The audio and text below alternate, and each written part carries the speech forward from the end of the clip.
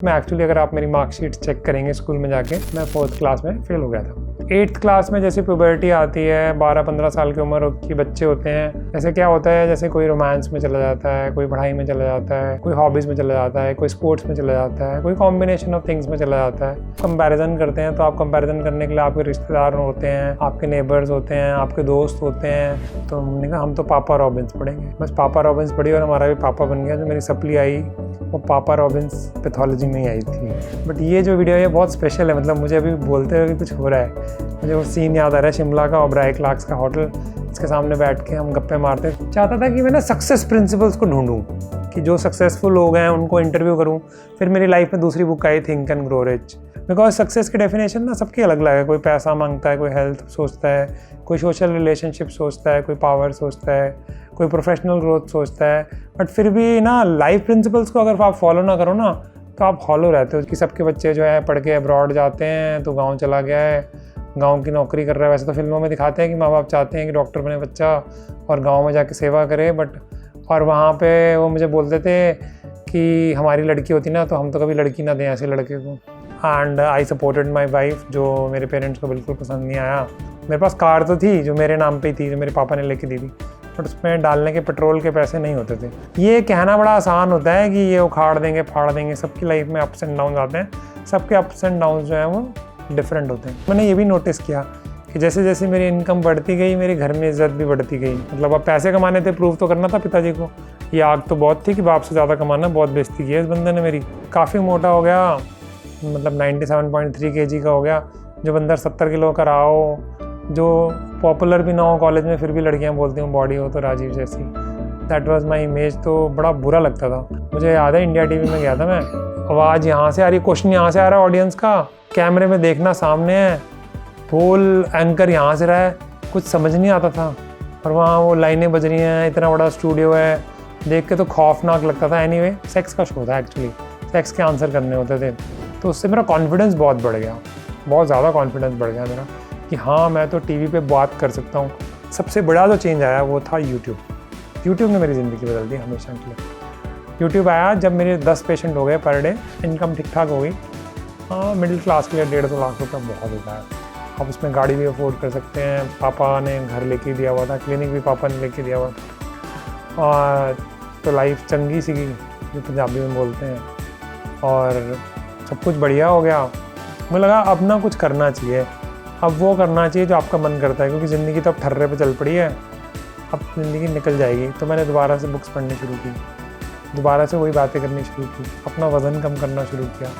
और मज़े की बात यह है कि ग्रुप्स बनाए, फैट टू फिट ग्रुप बनाया पतले होने के लिए जो 5 साल से चल रहा है, लाइफ प्रिंसिपल का ग्रुप बनाया जो 5 साल से चल रहा है, रन फॉर फन का ग्रुप बनाया व्हाट्सएप पे जो 5 साल से चल रहा है, और उसके बाद a beautiful mind clinic channel बनाया जो 7 साल पहले बनाया था, शायद 15-16 जब भी बनाया होगा, मतलब 7 साल हो गए हैं यूट्यूब चैनल को।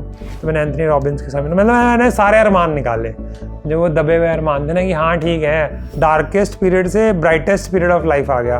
वज़न भी कम, पैसे भी ज़्यादा, वाइफ के साथ भी बढ़िया, मम्मी पापा के साथ भी ज़्यादा। ठीक है, सबके साथ इंसिडेंट होते हैं। मेरी मदर को कैंसर हुआ, she died, that was tough time for the family, but ठीक है, that happens in life. Friends के साथ भी रिलेशनशिप अच्छे, और डॉक्टर भी आप बन गए, डॉक्टर भी आप मशहूर हो गए, यूट्यूब पे आप पॉपुलर हो गए। लोग सेल्फी भी खिंचाते हैं कई बार आके क्लिनिक पे। फिर उसके बाद रनिंग चैनल की वजह से भी सेल्फी खिंचा ली लोगों ने।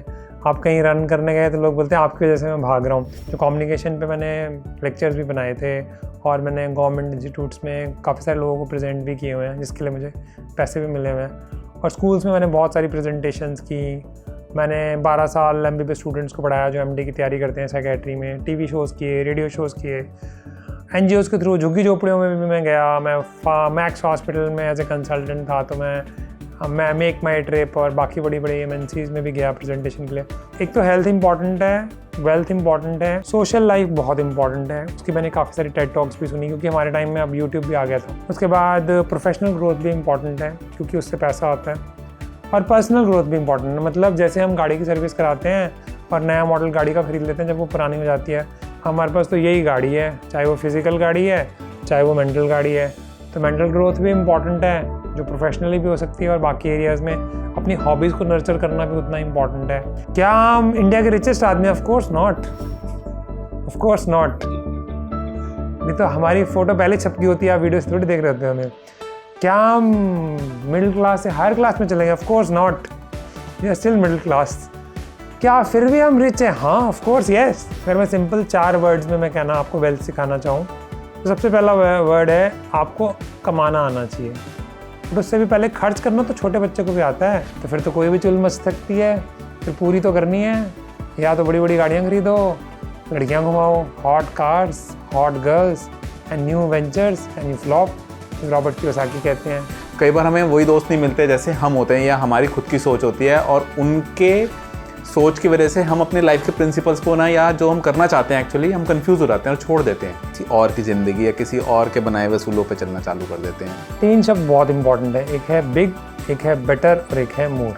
अब यहाँ पे ना फंस जाते हैं लोग। कई लोगों को ऐसा लगता है कि थोड़ा पैसा और कमाएंगे ना तो ज़िंदगी आसान हो जाएगी, थोड़ा वजन कम करेंगे ना ज़िंदगी आसान हो जाएगी। इसमें भी ऐसा नहीं होता, क्योंकि कहीं ना कहीं तो रुकना पड़ेगा, कहीं ना कहीं तो आपको थमने के बाद एक बार पीछे देख के देखना पड़ेगा कि क्या चल क्या रहा है, और लाइफ को वापस जब आप रिफ्लेक्ट बैक करेंगे तभी तो एंजॉय कर पाएंगे।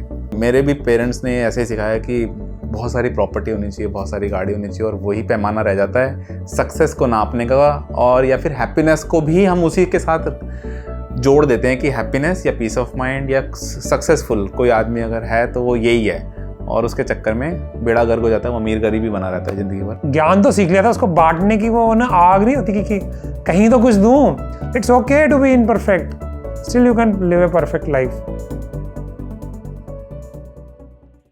नमस्ते दोस्तों, मैं हूं आपका दोस्त गौरव, और आज हम डॉक्टर राजीव से जानना चाहते हैं कि जो लाइफ प्रिंसिपल्स वो शेयर कर रहे हैं हमारे साथ, उनकी खोज कैसे हुई, उनकी जर्नी क्या थी, उन्होंने बचपन से इन लाइफ प्रिंसिपल्स को कैसे रिसर्च आउट किया, क्या क्या उस प्रोसेस रहा बीच में, उनकी जर्नी कैसी थी, और क्या ये अब कंप्लीट हो गई है जर्नी, क्या ये लाइफ प्रिंसिपल इतने ही हैं, या ये जर्नी अभी कंटिन्यू रहेगी, या कुछ और रिसर्च होके और भी कुछ निकल सकता है।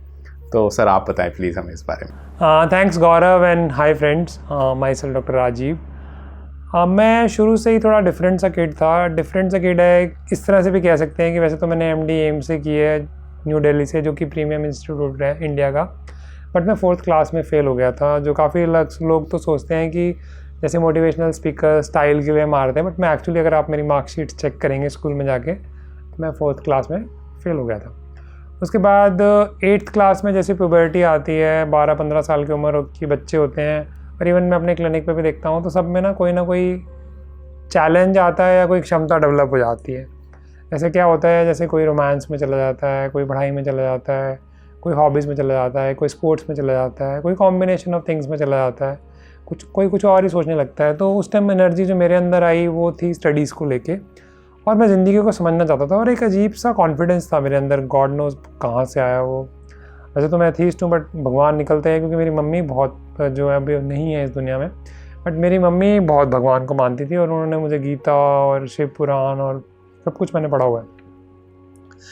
तो उस टाइम जो है मेरी जो है वो बड़ी गहराई से देखता था मैं किसी भी चीज़ को ना।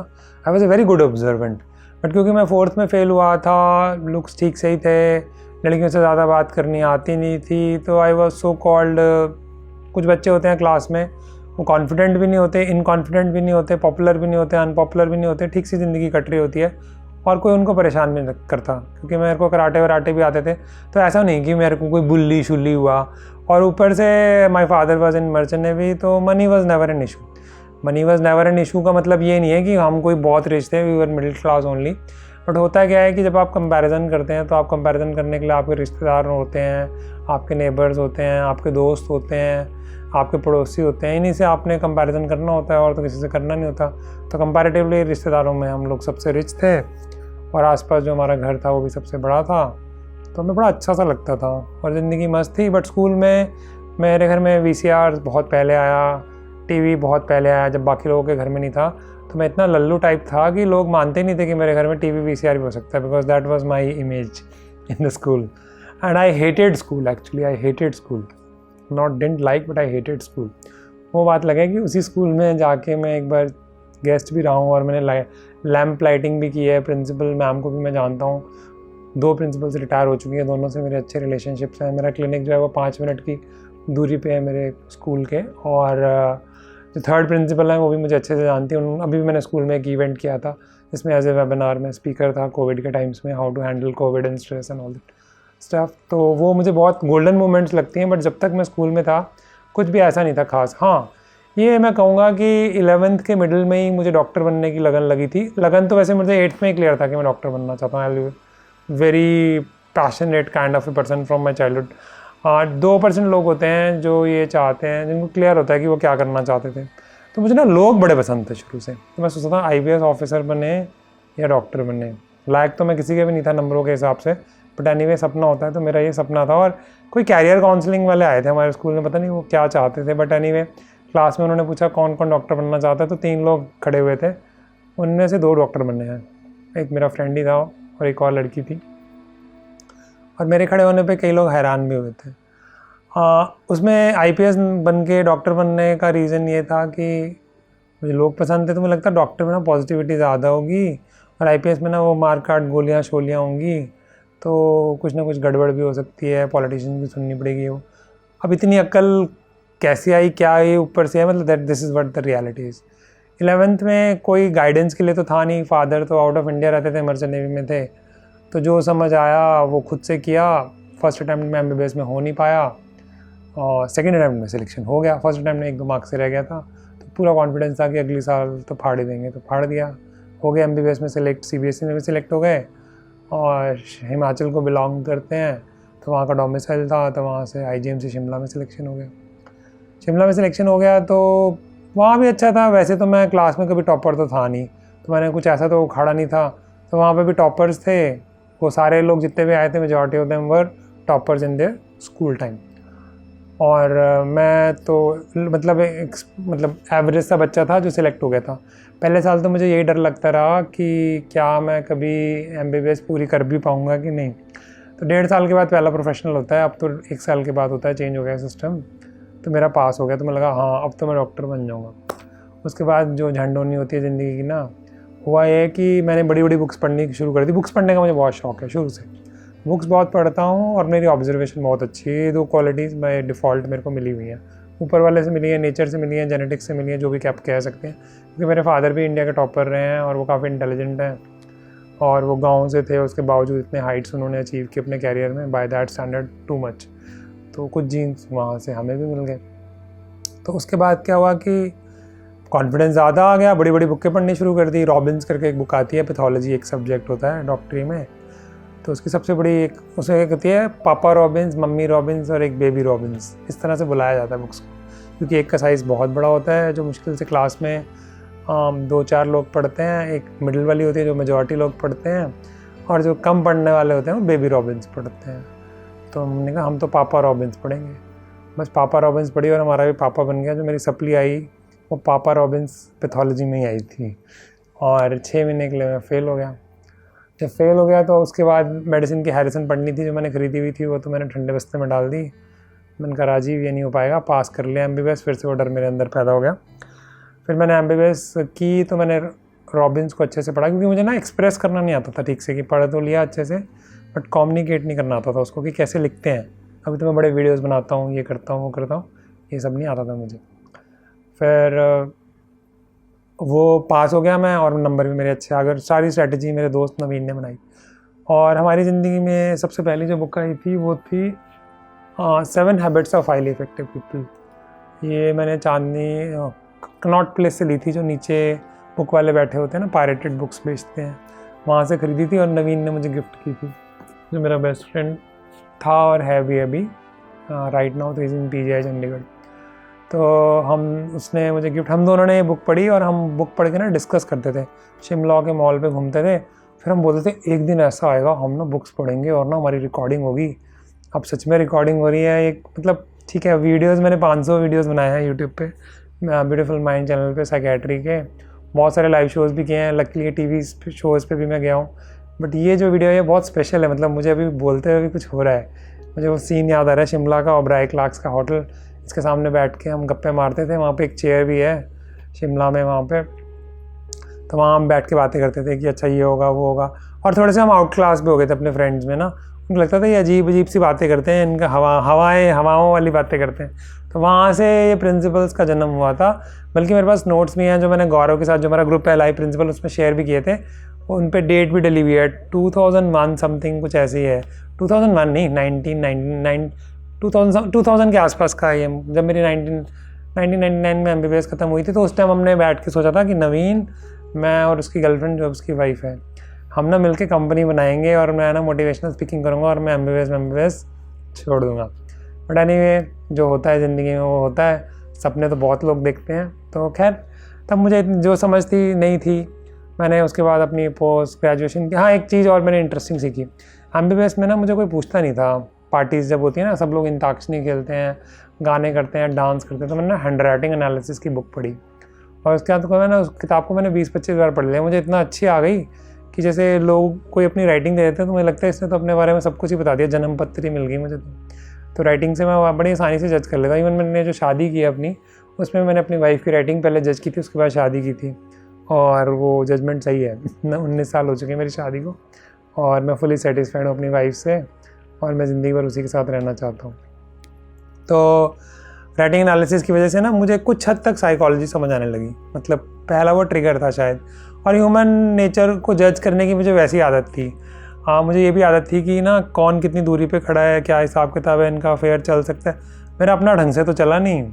एक आधी टूटी फूटी गर्लफ्रेंड्स बनी थी 2, बट वो इतना कुछ दमदार नहीं था कि मैं उसके बारे में कुछ खास बयान कर सकूं। तो लेकिन मैं ये जज कर लेता था कि इसका अफेयर चलेगा और चलने वाला है और टूट जाएगा। मेरे दोस्त मेरा यहाँ तक मजाक उड़ाते थे, टक टक टक टक टक टक टक टक, ये देख फ्यूचर टाइप कर दिया राजीव ने, तेरी हिम्मत है तो बदल के दिखा दे। तो ये जो रेपुटेशन थी ये मेरी कॉलेज में बन गई थी। मतलब मुझे पता लग गया था कि मेरे में कुछ अलग है कि ना मैं जज कर सकता हूँ। और मैं ना चाहता था कि मैं ना सक्सेस प्रिंसिपल्स को ढूंढूं, कि जो सक्सेसफुल लोग हैं उनको इंटरव्यू करूं। फिर मेरी लाइफ में दूसरी book I, think and grow rich. तो थिंक एंड ग्रो रिच में जो नेपोलियन हिल जी जो राइटर हैं, एंड्रयू कार्नेगी जी ने उनको कुछ टाइम दिया था और उनको बोला था कि मैं तुम्हें कॉन्टैक्ट्स दे दूंगा, तुम इन सक्सेसफुल लोगों से मिलो और इनको इंटरव्यू करो और उसके बाद किताब लिख डालो। तो मेरा भी सपना था कि मैं भी ना सक्सेसफुल लोगों से मिलूं, उनको इंटरव्यू करूं और सक्सेस प्रिंसिपल्स निकालूं। जबकि हमने सक्सेस प्रिंसिपल नाम नहीं रखा है, इसका लाइफ प्रिंसिपल रखा है। बिकॉज सक्सेस की डेफिनेशन ना सबकी अलग अलग है। कोई पैसा मांगता है, कोई हेल्थ सोचता है, कोई सोशल रिलेशनशिप सोचता है, कोई पावर सोचता है, कोई प्रोफेशनल ग्रोथ सोचता है। बट फिर भी ना लाइफ प्रिंसिपल्स को अगर आप फॉलो ना करो ना तो आप हॉलो रहते हो। ज़िंदगी पाने के बाद भी आप फ्रस्ट्रेटेड रहते हो। मैंने अपने पेशेंट्स को देखा है और लकीली खैर मैं तो जर्नी इंटरेस्टिंग है, मैं उसी पे चलता हूँ। मतलब बेसिकली ये प्रिंसिपल्स जो हैं वो मेरे बनाए हुए नहीं हैं। जो 13 साल की उम्र में एक क्यूरियोसिटी थी जो परवान चढ़ी 25-26 साल की उम्र में, और उसके बाद मैंने एज ए मेडिकल ऑफिसर लगभग 4 साल के लिए जॉब की थी। तो जब मैंने जॉब की तो मैंने पढ़ी होंगी, हर हफ्ते में एक किताब पढ़ लेता था। तो अगर मैंने 2 साल में 100-150 किताबें पढ़ ली होंगी तो I am not joking, I am serious. और मैंने बहुत कुछ सीखने को मिला मुझे उससे ना, बहुत कुछ। बल्कि जब MD एंट्रेंस की तैयारी करनी थी साइकेट्री के लिए तो मैं रोया था, क्योंकि मैंने सारी बुक्स पैक कर दी थी एक साथ कि अब मैं नहीं पढ़ूंगा। क्योंकि अगर मैं यहाँ भी पढ़ता रहा और एंट्रेंस की तैयारी भी करता रहा तो मैं शायद पास नहीं हो पाऊँगा एंट्रेंस एग्ज़ाम में। और मेरा गोल भी बहुत स्टिफ था, क्योंकि साइकेट्री एज ए ब्रांच जो थी वो शिमला में थी नहीं उस समय, अब तो है। और मैं साइकेट्री में ही PG करना चाहता था। और बल्कि मैं एक इंटरेस्टिंग चीज़ शेयर करूँगा, मैंने अपना स्टेट एग्ज़ाम भरा ही नहीं था जो MD एंट्रेंस का होता है। तो काफ़ी लोगों ने बोला तू भरा भी नहीं, तूने। मन कहा यार तैयारी बड़ी अच्छी हो गई है, कहीं टॉप मार गया तो ऐसा ना हो मन डोल जाए। तो मतलब एक होता है कॉन्फिडेंस, एक होता है ओवर कॉन्फिडेंस, ये पता नहीं क्या था। बट एनीवे जो भी था सही था, बिकॉज बाद में मेरा एम्स में सिलेक्शन तो हो ही गया था। तो मैंने अपना स्टेट एग्ज़ाम तो दिया ही नहीं था, क्योंकि जो मैं जॉब के थ्रू, मैं विल बी वेरी ऑनेस्ट, मेरा डायरेक्ट वैसे नहीं सिलेक्शन हुआ क्योंकि मैंने जॉब की थी। तो जॉब करने वालों का स्पेशल कोटा होता है, उनके लिए अलग से एक मेरिट बनती है, उसमें मैंने टॉप मारा था इंडिया में। तो टॉप के मारा था, मैं ही था जिसने सिर्फ क्वालिफाई किया था, बाकी 23 सीटें खाली गई थी। तो मैं उसमें सेलेक्ट हो गया एम्स में, और एम्स में मुझे सेक्रेटरी मिल गई। तो आपको ना एक प्रोविज़न होता है कि आपको वो ब्रांच मिल सकती है जो आपकी स्टेट में अवेलेबल नहीं है। तो आप उस ब्रांच में जो है पोस्ट ग्रेजुएशन कर सकते हो सुपर स्पेशल, मतलब इंस्टीट्यूट से, ऐसे PGI चंडीगढ़ हो गया, एम्स हो गया। तो गवर्नमेंट ही आपको स्पॉन्सर करती है। तो मैंने जॉब की थी तो मुझे वहाँ से स्पॉन्सरशिप मिल गई, मेरी एमडी हो गई। बट एमडी के बीच में जब मैं एमबीबीएस कर ली थी और तो मैंने सोचा कि ना मैं मोटिवेशनल स्पीकर बन जाता हूँ, सब कुछ छोड़ छाड़ देता हूँ। और मैंने एंथनी रॉबिन्स की बुक पढ़ी, अवेकनिंग द जायंट। और अब 7-8 साल पहले तो एंथनी रॉबिन्स जी का मैंने सेमिनार, क्योंकि मेरा लाइफ टाइम ड्रीम था, जब मैं फाइनेंशियली थोड़ा कंफर्टेबल हो गया तो लंदन जाके मैंने उनका सेमिनार लाइव अटेंड किया था, मतलब एंथनी रॉबिन्स को। बट खैर उस टाइम इतनी औकात तो नहीं थी कि मैं आग फ्रंट सीट ले सकूँ, बहुत महंगी थी वो, 3 लाख की थी, पता नहीं 3-5-6 लाख की थी वो, कॉर्डनोस नहीं यार कुछ भी, मैंने कितने दिए थे मैं भूल गया हूँ कितने दिए थे, बट वो काफ़ी महंगी थी, मैंने भी लाखों में दिए थे एनीवे। तो एंथनी रॉबिन्स को हम स्क्रीन पे ही देख पाए थे, तो वो सामने ही लाइव बहुत दूर से दिखते थे, बट ऐसे नहीं लगता था कि आप कोई जैसे स्टेडियम में देख रहे हैं उस तरह से। और 10,000 लोग थे उस सेमिनार में, 1-2 नहीं 10,000 लोग थे, उन 10,000 में से मैं भी एक था। तो मैंने वो उनका सेमिनार भी अटेंड किया, उनकी मैंने बुक्स पढ़ी थी, तो मुझे लगा यार मैं भी ना शायद कुछ ऐसा कर सकता हूँ। उसके बाद मैंने शिव खेरा जी का सेमिनार भी किया, वसंत कुंज में 5 स्टार होटल था, और मैंने उनसे बात भी की कि सर आप क्या मुझे असिस्टेंट रखोगे, पर उनका लूक वार्म सा रिस्पॉन्स था। मैंने कहा छड्डो पर कोई बात नहीं। फिर मैंने अपने दोस्तों की ना, उस टाइम गौरव तो मेरा हर फ्रेंड नहीं था, नवीन था, भृगु था, उन सब से मैंने बात की कि मैंने ना कैरियर प्लान बनाया है, I am going to leave MBBS path, और अब मैं पोस्ट ग्रेजुएशन नहीं कर रहा, मैं तो मोटिवेशनल स्पीकर बनने जा रहा हूँ। तो कहते नहीं ये तो बड़ा गलत है, अनकन्वेंशनल है, मेरी फट गई। मैंने कहा यार खास शुभचिंता कैसे बोल रहे हैं, ऐसा करते हैं वो सब्जेक्ट चूज़ कर लेते हैं जो एमबीबीएस से मैच भी करे, मतलब वो प्लान भी बना लेते हैं, बेसिकली प्लान भी बना लेते हैं। तो मैंने कहा साइकियाट्री करूँगा, 1.5 महीने में छोड़ दूँगा, सॉरी 1-1.5 साल करूँगा, सीख लूँगा जो सीखना होगा, फिर छोड़ दूँगा। तो लाइफ इतनी आसान तो नहीं होती है, सीधी तो नहीं होती है। जब तक एमडी में सिलेक्शन हुआ उससे पहले मेरी शादी हो गई, और शादी भी क्या हुई, मैंने घर वालों को बोला पक्की सरकारी नौकरी लग गई है, वेले बैठे रहते हैं यहाँ पे, शादी करा दो सेक्सी कर लेंगे कम से कम। माइंड में ये था, उनको नहीं बोला बट रियली माइंड में यही था कि शादी करते हैं, ऐश करते हैं, पक्की सरकारी नौकरी तो लगी हुई है, एमडी में सिलेक्शन हो ही जाएगा, तो कॉलेज में नहीं होगा तो नहीं तो वहाँ हो जाए, मतलब कॉलेज में सॉरी एम्स में, टारगेट तो वही था। तो शादी जो है लड़की पहले मिल गई, तो मेरी वाइफ है, शादी हो गई हमारी। और बल्कि पढ़ना पड़ता था, और पढ़ना भी पड़ता था 10 घंटे 12 घंटे। अब एम्स में सिलेक्शन होना है तो इतने घंटे तो पढ़ना ही पड़ेगा। तो मेरी वाइफ को तो डाउट ही होगा कि मेरा चक्कर चल रहा है। मैंने कहा मेरी माँ ये किताबें तो ख़त्म ना होती, एक तो संभाली नहीं जा रही, दूसरी कहाँ से संभालूंगा, टाइम का है मेरे पास। उस टाइम तो ऐसे भी नहीं कोई मोबाइल थे आप किसी से गप्पे पेल रहे हो, सारा दिन तो घर में बैठा होता हूँ। बल्कि मेरी वाइफ उस टाइम जॉब कर रही थी, और आखिरी के 3 महीने में जो मैंने तैयारी की, इस टाइम मेरा सिलेक्शन हुआ, तो मेरा जो CMO थे, चीफ मेडिकल ऑफिसर, वो भी बड़े मतलब इम्प्रेस थे कि लड़का पढ़ रहा है, मेहनत कर रहा है, तो मदद करते हैं। वो कागज़ों में ही मेरी अटेंडेंस लगाई और किया, और ऑन पेपर ही मेरे को छुट्टी में दे दी 3 महीने की। मतलब काम वाम नहीं किया, ऐश करी, और उसके बाद जॉब करी, जॉब नहीं करी, पढ़ाई करी, और मैं सिलेक्ट भी हो गया, है ना। वेरी थैंकफुल टू सर का नाम तो मैं भूल गया honestly speaking, but he was very helping. अगर वो नहीं होते तो उस तरह से छुट्टी तो नहीं मिल पाती। तो उसके बाद मेरा एम्स में साइकियाट्री में सिलेक्शन हो गया, branch of my dreams, college of my dreams, क्योंकि मेरे पेरेंट्स दिल्ली में रहते थे, और उससे पहले मैं शिमला चला गया था। और वो मेरा मजाक भी उड़ाते थे कि सबके बच्चे जो है पढ़ के अब्रॉड जाते हैं, तो गाँव चला गया है, गाँव की नौकरी कर रहा है। वैसे तो फिल्मों में दिखाते हैं कि माँ बाप चाहते हैं कि डॉक्टर बने बच्चा और गाँव में जाके सेवा करे, बट और वहाँ पे वो मुझे बोलते थे कि हमारी लड़की होती ना तो हम तो कभी लड़की ना दें ऐसे लड़के को। मैंने कहा यार इतनी झंड ज़िंदगी में, अब तो MD करनी पड़ेगी अच्छी लड़की के लिए, बट इन द प्रोसेस लड़की मिल गई, शादी वादी हो गई। मतलब मेरे माँ बाप मेरे जैसे लड़के को लड़की ना देते, बट मेरे ससुर ने जी ने दे दी अपनी लड़की, दे दी। फिर मेरे एम्स में सिलेक्शन हो गया, तो मेरी सासू माँ बोलती कि मेरी बेटी तुझे दिल्ली ले आई। मैंने कहा हैं, पढ़ाई हमने की, मेहनत हमने की, ले आई तुम्हारी बेटी। चलो एनीवे ले तो आई ना, आ गए दिल्ली आ गए। And then started the darkest phase of my life. I was doing MD, my wife got pregnant, and starting fights between my parents and my wife. और I'll say on camera, on record, 70% गलती मेरे माँ बाप की होती थी, मुश्किल से 20-30% गलती जो है मेरी वाइफ की होती थी, क्योंकि मम्मी पापा दोनों ही बड़े हेड स्ट्रॉन्ग हैं और दोनों ही डोमिनेटिंग हैं अपनी फैमिलीज़ में। अब तो मेरी मदर की तो डेथ हो चुकी है, फादर मेरे हैं, right now is going to be 79 in coming few months. अब तो बहुत डिसाइल हो गया कंपेयर टू जैसे पहले थे, बट डोमिनेटिंग, पावरफुल, मेरी मम्मी भी डोमिनेटिंग पावरफुल अपनी फैमिली में, और यहाँ मेरी भी नेचर थोड़ा डोमिनेटिंग था, तो क्लैश होना बनता ही था। And I supported my wife, जो मेरे पेरेंट्स को बिल्कुल पसंद नहीं आया।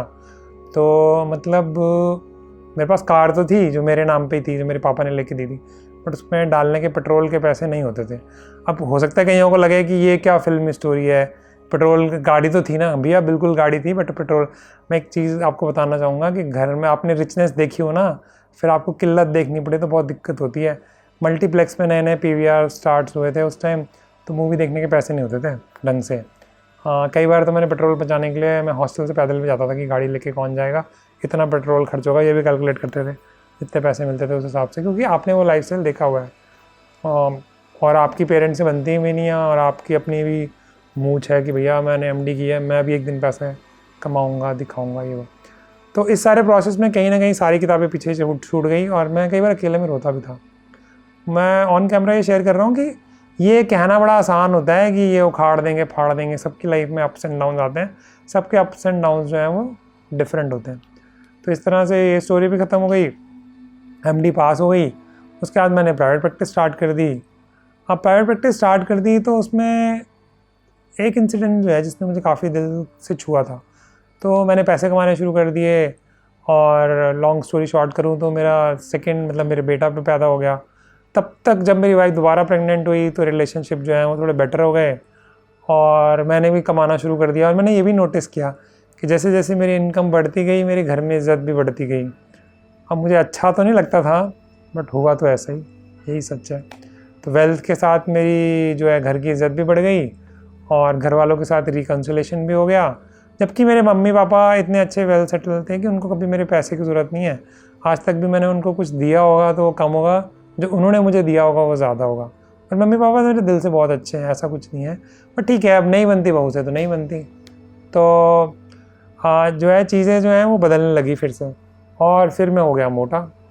मतलब अब पैसे कमाने थे, प्रूव तो करना था पिताजी को। ये आग तो बहुत थी कि बाप से ज़्यादा कमाना, बहुत बेइज्जती की है इस बंदे ने मेरी, छोड़ूंगा तो नहीं। उनको मैंने छोड़ा तो नहीं, और मैंने अपनी फैमिली लाइफ भी नहीं छोड़ी कभी। फैमिली लाइफ में I was always there for my daughter, my son, my wife, for my mother, for my friends. जैसे गौरव काफ़ी सोशल है, मैं भी काफ़ी सोशल ह्यूमन बीइंग हूँ। बट हाँ, गौरव ने वेल निट फैमिली और वो सब है, वो सब मेरे पास नहीं है।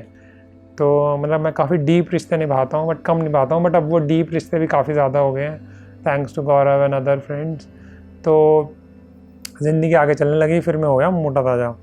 और बीच में बुक्स पढ़ना भी छूट ही चुका था काफ़ी टाइम तक, और ये सब तो भूल गया था मैं कि मोटिवेशनल स्पीकर भी कोई चीज़ होती है। मुझे लगा कि ज़िंदगी ना वैसे ही चलेगी, अब कुछ पैसे कमा लिए, कुछ ये कर लिया। फिर जो है मैं जब काफ़ी मोटा हो गया, मतलब 97.3 kg का हो गया, जब अंदर 70 किलो का रहा हो, जो पॉपुलर भी ना हो कॉलेज में, फिर भी लड़कियां बोलती हूँ बॉडी हो तो राजीव जैसी, दैट वाज माय इमेज। तो बड़ा बुरा लगता था। And I used to run in my college time also. वो सब भी ख़त्म हो गया जब मैं मोटा हो गया। टीवी में आ गए, लकीली हुआ, वो भी ब्रेक तुक्के से मिलते हैं, जान पहचान दोस्ती यारी से। कि दोस्त जो था वो उस दिन टीवी में नहीं जा रहा था, वो साइकियाट्रिस्ट थे, और उन्होंने कहा तू जाएगा? मैंने कहा हाँ चला आ जाऊँगा, कोई दिक्कत नहीं। मैं चला गया, बोलना सीख लिया थोड़ा बहुत। मुझे याद है इंडिया टीवी में गया था मैं, कैमरा साला यहाँ ऊपर, नहीं आवाज़ यहाँ से आ रही, क्वेश्चन यहाँ से आ रहा है ऑडियंस का, कैमरे में देखना सामने है, बोल एंकर यहाँ से रहा है, कुछ समझ नहीं आता था। और वहाँ वो लाइनें बज रही हैं, इतना बड़ा स्टूडियो है, देख के तो खौफनाक लगता था। एनीवे आफ्टर 5 मतलब वो सेक्स का शो था एक्चुअली, सेक्स के आंसर करने होते थे। तो साथ में गंगाराम के वो रेडियो यूरोलॉजिस्ट बैठे हैं, तो बड़े बड़े डॉक्टर से बात करने का मौका मिला।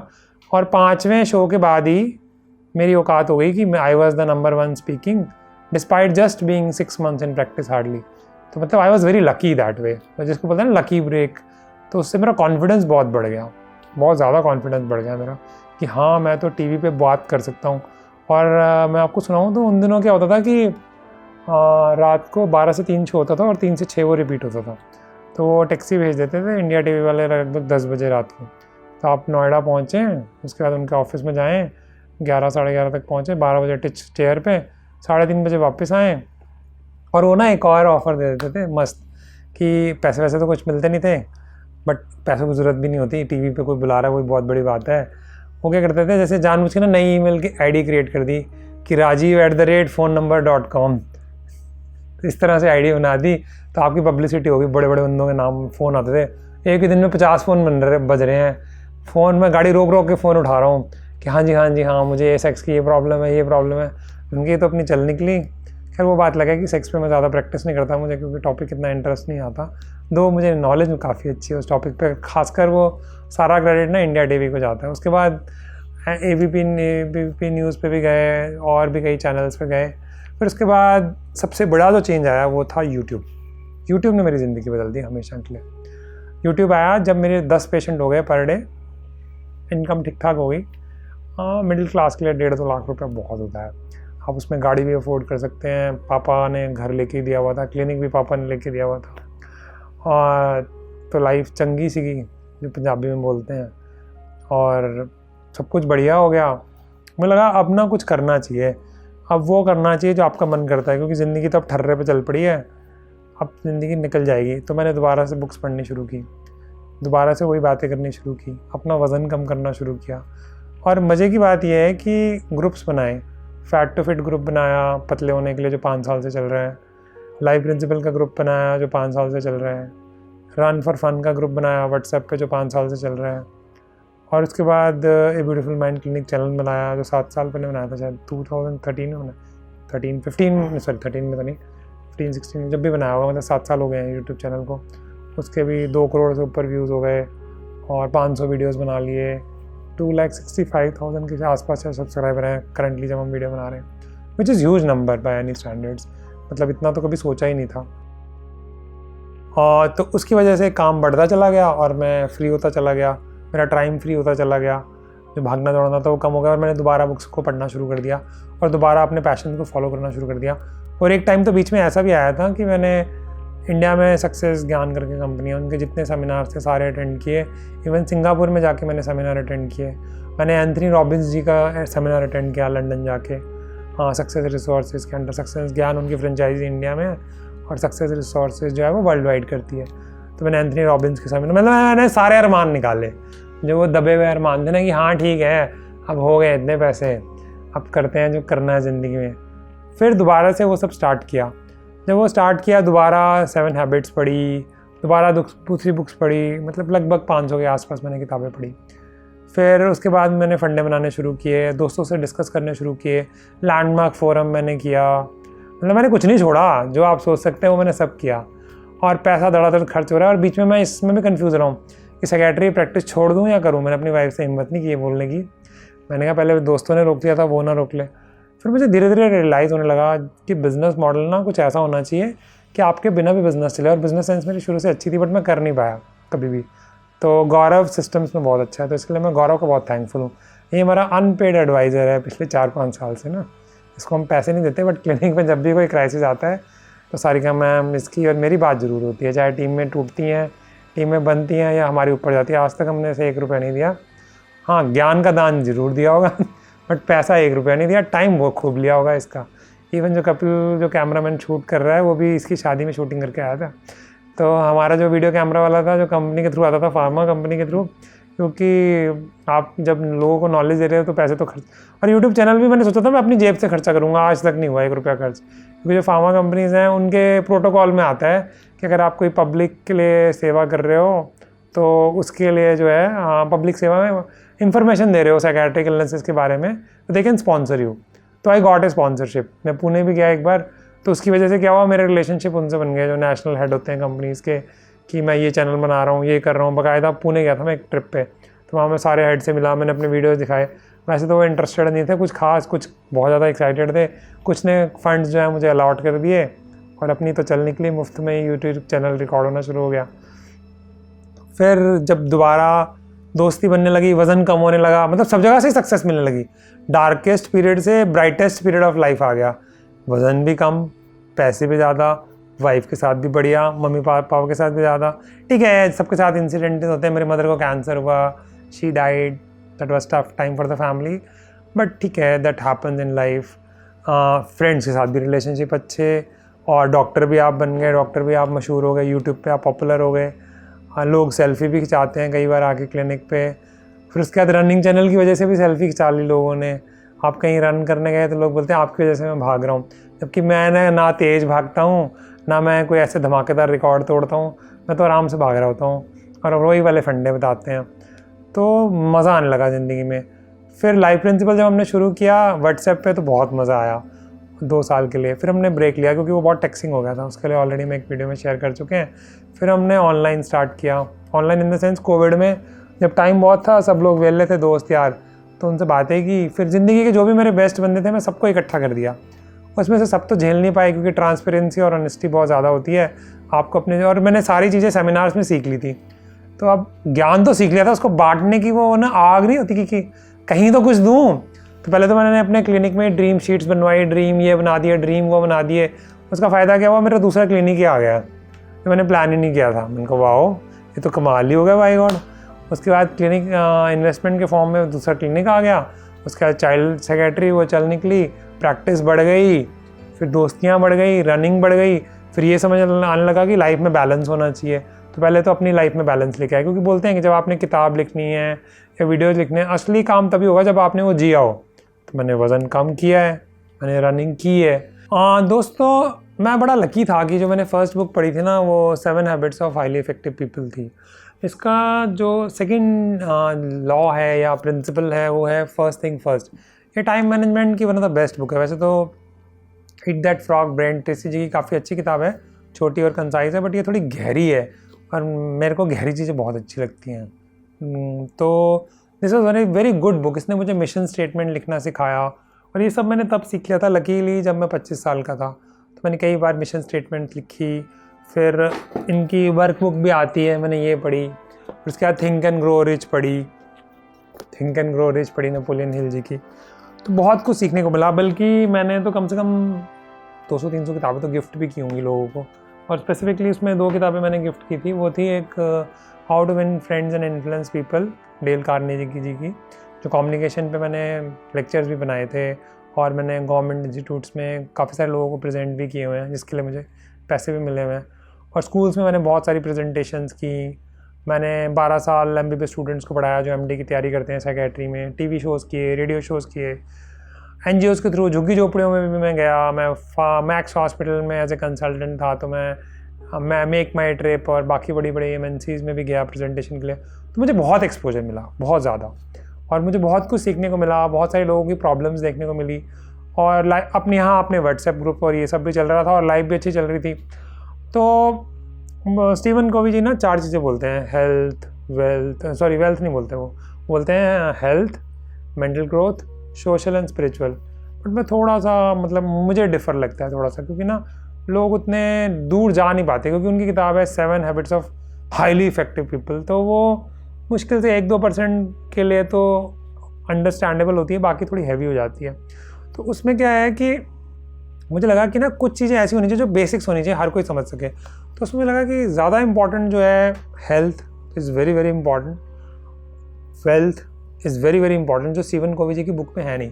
अब रीज़न क्या होता है, जैसे कपिल हमसे लंच पे पूछ रहा था जब हम ये सब सेटअप कर रहे थे, रिकॉर्ड कर रहे थे, कि गौरव और आप तो फाइनेंशियली फ्री हो, इसलिए आप जो है ये सब वीडियो में बना सकते हो, ये दुनिया को ज्ञान बांट सकते हो, अदरवाइज़ तो ये प्रैक्टिकली पॉसिबल नहीं है। हाँ, कुछ हद तक कपिल सही भी है और कुछ हद तक नहीं भी। सही क्यों है और नहीं भी क्यों, दोनों के आंसर देता हूँ मैं। सही इसलिए है क्योंकि मैस्लो हायरार्की ऑफ नीड्स की अगर हम बात करेंगे तो जब तक आप भोजन के बिना भजन नहीं होता, उसी तरह अगर पैसा ना हो तो शादी भी नहीं होती। अभी तो फैक्ट है।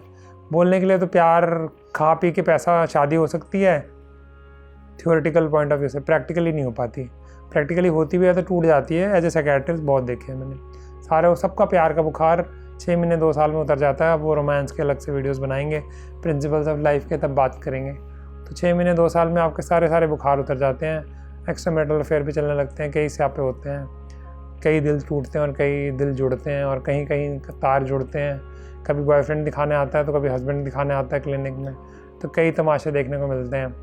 और ये तो हुई बात मतलब ज़िंदगी की एक तरह से। तो वेल्थ में मैंने अपने से रिच लोग भी देखे।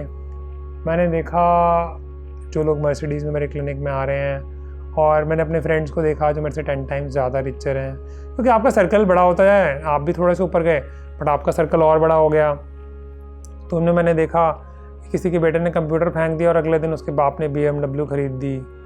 और फिर मैंने देखा कि नई नई मर्सिडीज़ खरीदी और हस्बैंड वाइफ जो है वो आपस में लड़ पड़े। जब आपस में लड़ पड़े तो उसके बाद वो शोरूम से सीधा मेरे क्लिनिक पे आ रहे हैं। मतलब इमेजिन कि आपने एक नई मर्सिडीज़ S क्लास खरीदी है जो 70 लाख की गाड़ी होगी, 60-70 लाख की, और 7-8 साल पहले, अब आज की बात नहीं कर रहा मैं, और लैंड का कर रही है वो एक साइकेट्रिस्ट के क्लिनिक के सामने, और आप उसकी बीवी रो रही है और वो गाड़ी में बैठने के लिए तैयार नहीं है और वो टैक्सी में वापस जा रही है। लाइफ में इसका मतलब कुछ और है। एक और इंसिडेंट हुआ था जिसने मुझे हिला दिया था, तो वो था कि एक बंदे ने सुसाइड करने की कोशिश की और उसको डायबिटीज़ था, उसने इंसुलिन का इंजेक्शन लगाया, दारू पी, और उसके बाद कि मैं गया। और जब उनकी वाइफ से मैंने बात की, और वो इन्फ्लुएंशियल बंदे थे पॉलिटिकली, तो उसके बाद उनकी वाइफ को जब मैंने कॉल पे, क्योंकि ICU में एडमिटेड थे, उनसे कोई बात तो हो नहीं सकती थी, मैंने कहा वाइफ से बात कर ले, तो वाइफ ने कॉल नहीं उठाया। अगले दिन जब उन्होंने कॉल किया तो पहला सवाल उन्होंने मेरे पे दागा कि अगर ये मर जाएंगे तो लीगली मुझे कोई प्रॉब्लम तो नहीं होगी। तो मैं समझ नहीं पाया, मतलब, and she was speaking English like anything, मतलब वो इंग्लिश में बात कर रही थी, मेरे को भी आती है अच्छे से इंग्लिश में बात करनी, बट मुझे लगा ये तो नेक्स्ट ही लेवल है। और आंटी जी रही होंगी 65 की, और उनका एक बेटा जो उनको ऑलरेडी छोड़ के लंदन जा चुका था, और दूसरा बेटा भी महीने भर में जाने वाला था, और हस्बैंड वाइफ की लड़ाई हुई और वाइफ ने लात मारी उनके पेट में, वो नीचे गिर गए, उनकी वो हर्ट होगी, उन्होंने आत्महत्या की कोशिश कर ली। और वैसे बातें उनकी जेन्युइनली, मतलब इतने रिच थे वो लोग कि उन दिनों दिल्ली में सीलिंग चल रही थी, जो दिल्ली की सीलिंग जिनको याद हो, तो सब चीज़ें बंद हो रही थी, उनके भी बैंक्वेट हॉल बंद हो गए थे, और वो प्लान करते थे कि बैंक्वेट हॉल तोड़ ताड़ के ना वो कर देंगे, खुलवा लेंगे, पॉलिटिकली ये कर देंगे, और उसके बाद 12-12 मंजिल की बिल्डिंग बना देंगे। मैंने कहा हैं, मैंने कहा इसके बाद ये हाल है, ये झंड ज़िंदगी, तो एक ड्रीम ज़िंदगी की बात हो रही है, झंड ज़िंदगी। तो मैं ना हिल गया कि इसका मतलब वेल्थ के अलावा बहुत कुछ है ज़िंदगी में जो इम्पॉर्टेंट है, बट वेल्थ भी इम्पॉर्टेंट है। तो दोनों एस्पेक्ट बता रहा हूँ मैं आपको कि जब पेट नहीं भरा होता तो आप ऐसे वीडियोस नहीं बना सकते, ये फैक्ट है, इसमें कोई दो राय नहीं है। बट पेट भरने के बाद ना, नीड के बाद ग्रीड आ जाती है एक बार ना। ग्रीड का मतलब है कि लालच जो कभी ख़त्म ही नहीं होता। ह्यूमन बाय डिफ़ॉल्ट बना ही ऐसा है। और लकीली बीइंग ए साइकेट्रिस्ट मुझे बहुत सारी साइकोलॉजी पढ़ने का मौका मिला, और मुझे बड़े फेवरेट राइटर हैं मेरे, वो हैं ये रॉबर्ट ग्रीनी जी। अभी इनकी जो लेटेस्ट बुक है मैं पढ़ रहा हूँ, the laws of human nature. मैंने इनकी पावर बुक पढ़ी, जब पावर बुक जो है वो उस टाइम 2000 में पढ़ी थी मैंने, ट्रेड फेयर से खरीदी थी। तो पावर बुक पढ़ी मैंने इनकी, फिर मैंने इनका लॉ ऑफ सेडक्शन पढ़े, लॉ ऑफ वॉर पढ़ा, फिर 50th लॉ पढ़ा, अब मैं ये इनकी ह्यूमन नेचर पढ़ रहा हूँ, मैंने ख़त्म नहीं किया। तो कई एस्पेक्ट पढ़े मैंने लाइफ के ना, तो उसमें एक तो हेल्थ इम्पॉर्टेंट है, वेल्थ इम्पॉर्टेंट है, सोशल लाइफ बहुत इम्पॉर्टेंट है। उसकी मैंने काफ़ी सारी टेड टॉक्स भी सुनी, क्योंकि हमारे टाइम में अब यूट्यूब भी आ गया था। उसके बाद प्रोफेशनल ग्रोथ भी इम्पॉर्टेंट है, क्योंकि उससे पैसा आता है, और पर्सनल ग्रोथ भी इम्पॉर्टेंट है। मतलब जैसे हम गाड़ी की सर्विस कराते हैं और नया मॉडल गाड़ी का ख़रीद लेते हैं जब वो पुरानी हो जाती है, हमारे पास तो यही गाड़ी है, चाहे वो फिज़िकल गाड़ी है चाहे वो मेंटल गाड़ी है। तो मेंटल ग्रोथ भी इम्पॉर्टेंट है, जो प्रोफेशनली भी हो सकती है, और बाकी एरियाज़ में अपनी हॉबीज़ को नर्चर करना भी उतना इम्पॉर्टेंट है। क्योंकि जब आप अपनी हॉबीज़ को नर्चर करते हैं, जैसे मैंने रिसर्चेज पढ़ी और बाकी सारे देखा कि ये लियोनार्डो दा विंची और माइकलो एंजेलो, मतलब मैं इतना फैसिनेटेड था इन लोगों से कि मैं इटली भी घूम के आया अपनी फैमिली के साथ, कि मैंने वो पेंटिंग्स देखी सच में, मोनालिसा की, और वो लूव्र का म्यूज़ियम देखा पेरिस में। फिर उसके बाद इटली में फ्लोरेंस गया मैं, स्पेशली अपनी फैमिली के साथ भी ट्रिप हो गया यूरोप का, और मैंने वो चीज़ें देखी। मैं इतना फैसिनेटेड था इन लोगों से, क्योंकि रॉबर्ट ग्रीनी ने इतना वो इंस्पायर कर दिया था ना कि रेनेसांस में ये हुआ, वो हुआ, वॉर ऐसे हुआ, नेपोलियन ने ये किया। मेरे को था फ्रांस तो घूमना ही है, इटली तो घूमना ही है, स्विट्ज़रलैंड तो जाना ही है, देखना है कि चांदनी पिक्चर की शूटिंग कहाँ हुई थी और कहाँ वो गाने शूट हुए थे जो हमारे जवानी में दिल वाले दुल्हनिया ले जाएंगे बनी थी, जो हमने 5-6 बार हॉल पे देखी। तो वो सारे काम किए। जब ये सारे काम हो गए फिर मैं गुम हो जाता हूँ बार बार। हेल्थ की बात कर ली हमने, वेल्थ की बात कर ली, सोशल रिलेशनशिप की बात कर ली, प्रोफेशनल ग्रोथ की बात कर ली, और पर्सनल ग्रोथ की। और मैंने क्लिनिक में देखा कि सब लोग ना मेडिटेशन बहुत करते हैं, योगा मेडिटेशन। मैंने योगा भी करके देख लिया 5 साल टीचर के साथ, और मुझे काफ़ी बेनिफिट भी हुआ, और मेरे टीचर भी बहुत अच्छे थे, हैं नहीं अब इन द सेंस कि मैं उनसे योगा नहीं सीखता, बिकॉज मुझे running, iron man, swimming, cycling, इन सब में ज़्यादा पैशन है, और मोबिलिटी, स्ट्रेंथ ट्रेनिंग, उसका हमारा अलग से चैनल भी है रनिंग का। तो उसमें इन सब चीज़ों की बात होती है और हम ग्रुप में भी यही सब चीज़ें प्रमोट करते हैं। तो मैंने रनिंग में भी एक चीज़ नोटिस की, मैंने और गौरव ने, कि ग्रुप में क्या हो रहा है, लोग जैसे पैसा कमाने की बात करते हैं, रनिंग में तो कुछ पैसा है नहीं, आपको पैसे खर्च करके भागना पड़ता है। तो वहाँ लोग रेस में पेस की बात करते हैं, पेस मतलब कितनी स्पीड से भाग रहे हैं। तो जब हमने ग्रुप में ऑब्जेक्ट करना शुरू किया तो कई लोगों ने ग्रुप भी छोड़ दिया।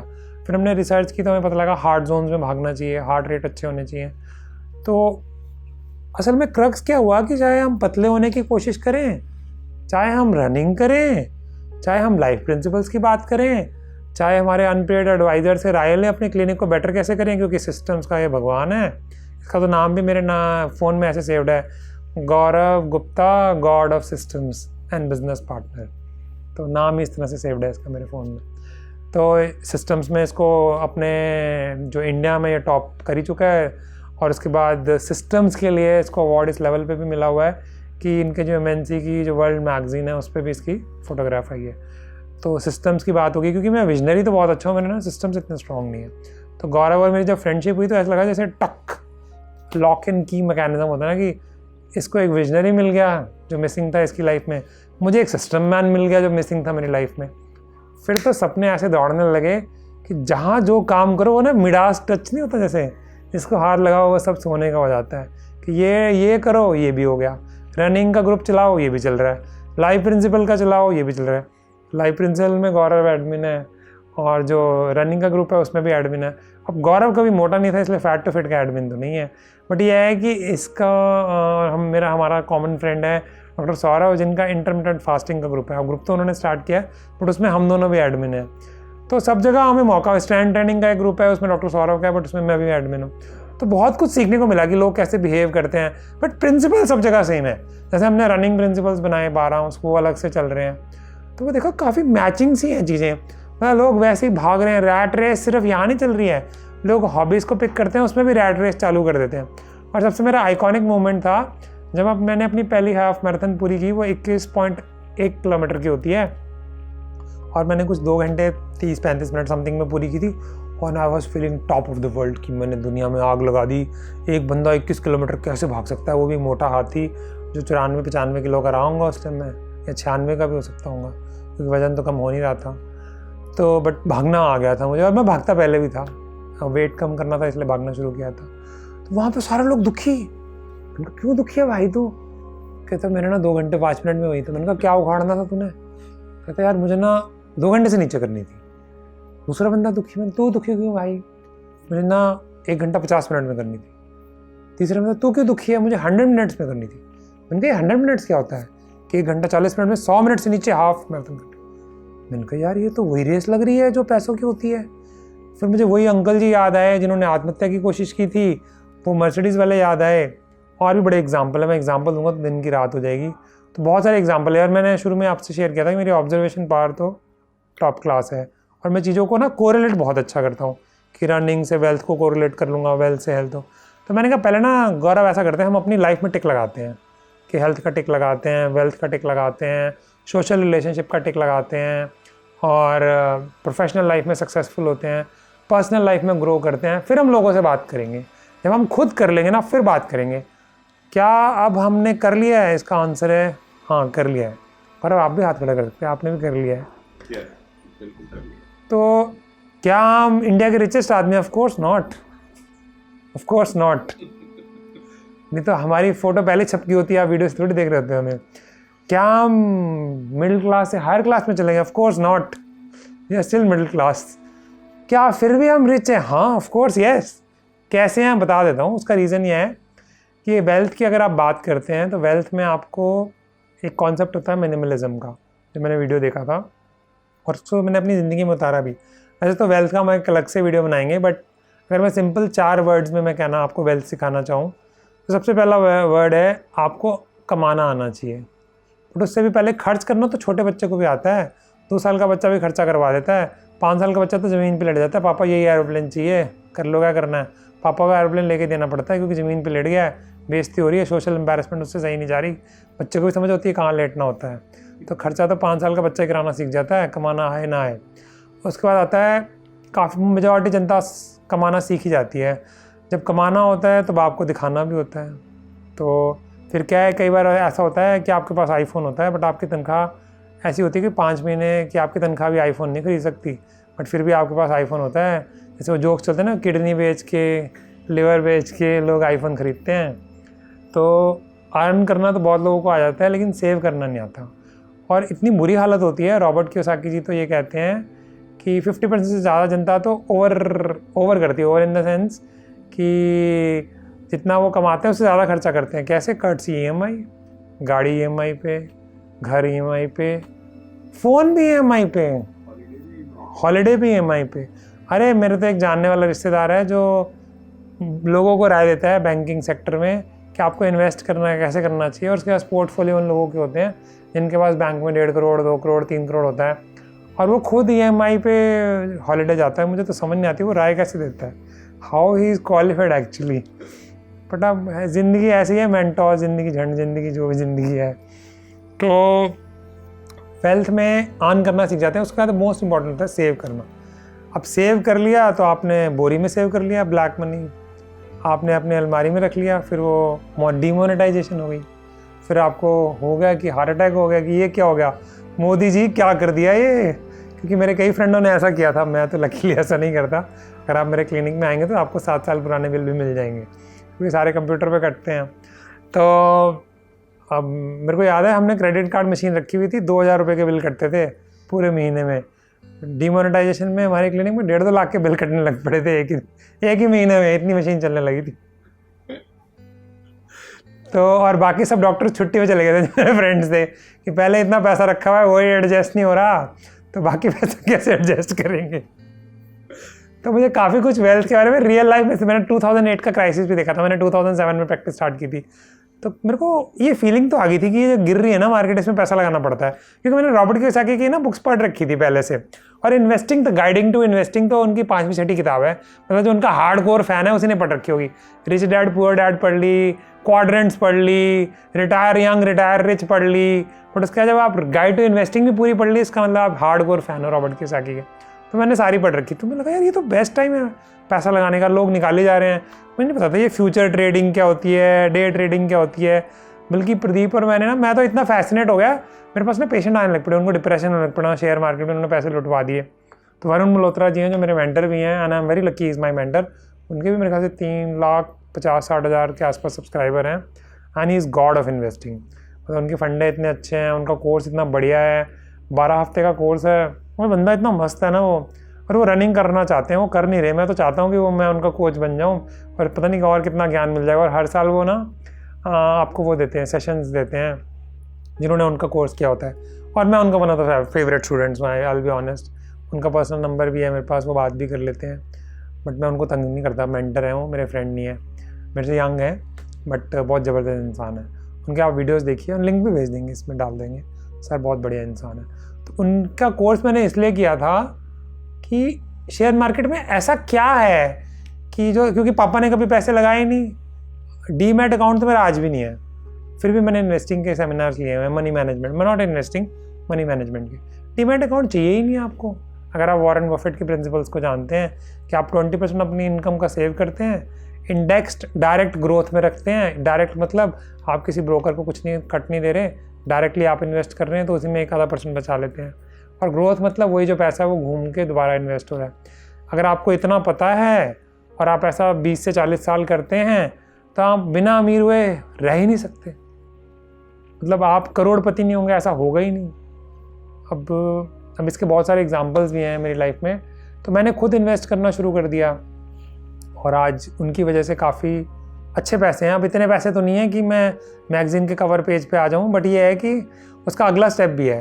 तो सेव करने के बाद आपको इन्वेस्ट करना आना चाहिए। इन्वेस्ट आप होम में भी कर सकते हैं, गोल्ड में भी कर सकते हैं, और भी बड़ी सारी चीज़ें। डे ट्रेडिंग के फटे हाल पेशेंट तो मैंने बहुत देखे अपने क्लिनिक में। डे ट्रेडिंग तो मुझे ऐसा लगता है जैसे बटर लिया आपने और उसको कद्दूकस पे घिसना शुरू कर दिया, एक दिन आपका हाथ ही नहीं, बटर तो ख़त्म हो गया। नॉर्मली तो ऐसे ही होता है। कई लोग कमाते होंगे झुनझुन वाला और ये सब। अब वो स्कैम 1992 के बाद मुझे थोड़ी और भी चीज़ें समझ आ गई, बट आज तक मैंने डीमैट अकाउंट नहीं खोला। और वरुण जी के साथ जो मेरा पिछला सेशन हुआ था वो तो मैंने रिकॉर्ड भी किया था, गौरव को भी दिखाया था। तो मैं भी आ रहा हूँ मीरों ने, मैंने कहा आ जा। तो हमने वो बैठ के दोनों पूरा सेशन देखा। तो उनसे हमने समझा, मैंने कहा सर शेयर खरीदने का टाइम कब आएगा, इतने साल हो गए आपकी क्लास लिए हुए, इन्वेस्टिंग करते हुए। कहते तो कमाता कितना? मैंने कहा सर इतने % कमा लेता हूँ। कहते इतने % कमा के ना सबसे ज़्यादा बढ़िया इन्वेस्टमेंट ना बिज़नेस ही होती है, तो अपने बिज़नेस में इन्वेस्ट करो। मैंने कहा अच्छा जी। मैंने कहा फिर शेयर खरीदने का टाइम कब आएगा? तो उन्होंने जो फंडे बनाए उससे समझ आया कि जो हम काम कर रहे हैं वो इतना बढ़िया चल रहा है कि दूसरों के शेयर में इन्वेस्ट करने की ज़रूरत ही नहीं है। इंडेक्स फंड खरीदो, कूल रहो, क्योंकि वॉरेन बफेट जी का पहला रूल है डोंट लूज़ द मनी, और दूसरा रूल है ऑलवेज रिमेंबर रूल नंबर 1। तो जब मैंने अपने बेटे को बताया था वो भी हंसा था, वो तो 14 साल का है। तो मैंने कहा भैया हम तो भैया कूल लोग हैं, अपना काम करो बढ़िया से, जो बचा खुचा पैसा उसको लगाओ मार्केट में और एंजॉय करो, टेंशन नहीं पालने का। डे ट्रेडिंग में मैंने देखा डॉक्टर बैठे होते हैं, अमीर डॉक्टर क्या कर रहे हैं, सुबह से शाम तक काम कर रहे हैं, वो मतलब बेसिकली जुआ खेल रहे हैं, जो जुआ होता है एक्चुअली पता तो है नहीं कौन सा शेयर ऊपर जाएगा नीचे जाएगा। एनीवे, तो वेल्थ को मैनेज करना चाहिए। उसका जो लास्ट स्टेप है वो है मिनिमलिज्म। मिनिमलिज्म का मतलब है कि आपको जो है अपने लाइफस्टाइल को कम रखना है। तो पिछले 7-8 साल से ना मैंने अपनी गाड़ियाँ बदली, ना मैंने अपने कपड़े बदले, ना मैंने अपने जूते बदले, ना मैंने अपनी सॉक्स बदली, ना मैंने अपनी वाइफ बदली, ना मैंने अपने बच्चे बदले, सब सेम के सेम है। ना मैंने अपने दोस्त बदले, बढ़ गए होंगे थोड़े से। तो मिनिमलिज्म का मतलब होता है कि आपके पास, और मैंने दोनों काम किए, अपना लाइफस्टाइल को स्टेबल रखा और इनकम को बढ़ती चली गई वो अपने आप कट से यूट्यूब। तो उसकी वजह से क्या हुआ कि, और वो इतनी भी नहीं बढ़ी कि मैं पागल हो जाऊँ, मतलब कि ये कर दूँ वो कर दूँ, आग लगा दूँ, ठीक है बढ़ गई। बस ये मैंने ये सीख लिया कि आपके अगर इनकम से आपके खर्चे कम हैं तो आप अमीर हो, सिंपल।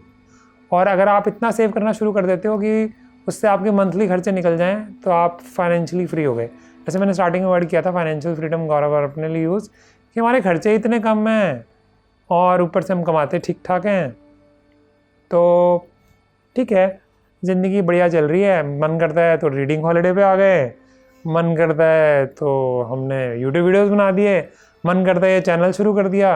अब कोई इसको देखेगा नहीं देखेगा इसकी भी टेंशन नहीं है, देखे नहीं देखे नहीं ना देखे, हमें तो मज़े आ रहे हैं। जो इतनी दूर तक पहुंच गया होगा वो तो खैर उसको भी मज़े आ रहे होंगे। तो वेल्थ के बारे में नॉलेज इकट्ठी हो गई। अब भैया 97.3 से 72 kg वेट कर लिया, हाफ आयरन मैन कर लिया, मिलियन सुमन जी ने तो फुल किया है, 1.5-2 साल में वो मेडल भी मिल जाएगा, तो वो बात भी ख़त्म हो जाएगी, आयरन मैन भी हो गए। और इतना वज़न कम किया, इतना कुछ समझ आया, और इतने सारे लोगों के चैलेंजेस देखे हेल्थ के, और मेरे कज़न को हार्ट अटैक हुआ, उसके बाद मुझे किसी मोटिवेशन की कोई ज़रूरत नहीं पड़ी ज़िंदगी में। किसी को मुझे ये नहीं बोलना पड़ा कि राजीव तो सुबह उठ। मैंने अपने ओपडी का टाइम भी खुद ही चेंज कर दिया। जो टीचिंग करता था, जो हाईली पेड जॉब थी मेरी, बहुत बढ़िया पैसा मिलता था मुझे 2 दिन का, कईयों को तनख्वाह नहीं मिलती पूरे महीने की उतनी, मेरी अपनी नहीं थी एक टाइम पे, तो वो भी मैंने छोड़ दी। कहीं मैंने 10 लोगों से पूछा था कम से कम छोड़ दूँ, मुश्किल से 1-2 लोग थे, एक गौरव था, एक मेरी बहन थी, उसने कहा छोड़ दे। बाकी सब बोल रहे थे कि पता नहीं राजीव नहीं छोड़नी चाहिए, पैसे तो बहुत ज़्यादा हैं।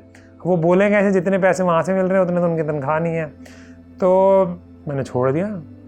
वो छोड़ने के बाद मैं लगा अब मैं थोड़ा नीचे आ जाऊँगा, वो प्रैक्टिस ही बढ़ गई। मैंने कहा ये क्या हो गया भाई, मतलब पहली बार मैंने किताबों में पढ़ा था कि पैसे के पीछे मत भागो, ये काम के पीछे भागो, 3 इडियट्स। मैंने कहा रियल में होता भाई।